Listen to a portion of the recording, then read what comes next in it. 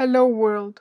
I am the only proven volunteer for Ethereum, and currently my intellectual work is being stolen with impunity by some well-known for-profit developers. Details in the video description. And now to the subject at hand. Continuous voting is the mechanism for implementing direct democracy or other types of democracies that can frictionlessly transform into a direct democracy when needed. Future democracies will probably use this mechanism or derived technologies. Some characteristics. Voting yields results early, and results can be reverted at any later date because voting is never closed. It continues indefinitely. It has parameterizable flexibility, and in another episode, we will talk more in depth about the fourth characteristic.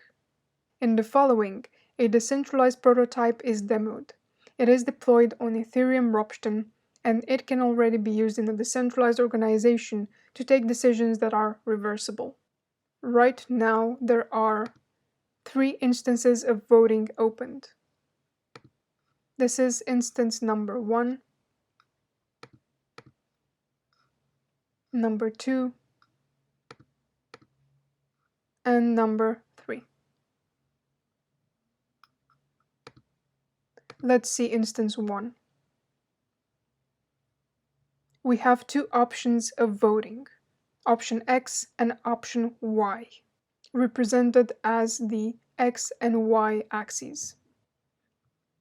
Option X has a vote weight of 19 and option Y a vote weight of 9, and the graph status is 1.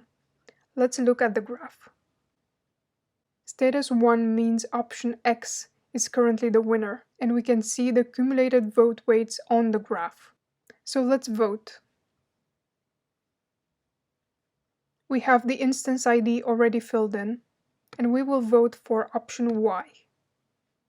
And the ID for option Y is filled in. We will use a vote weight of 20.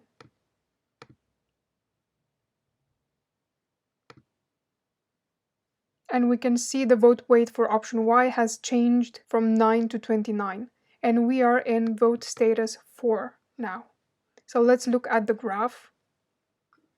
This is vote status 4. It isn't enough to change the outcome, which should be in area 2 here, but we don't have a lot more to go until it is close to triggering a revert action for option X and performing an action for option Y.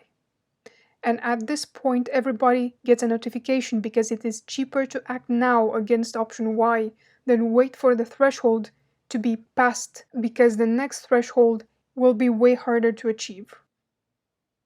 Continuous voting is the only mechanism that assures flexibility across generations at the same rate at which a population changes. And at the same time, it can provide stability as time passes if the voted issue is greatly disputed in the initial phases. Hey world democracies, we are ready for you. Are you ready for us?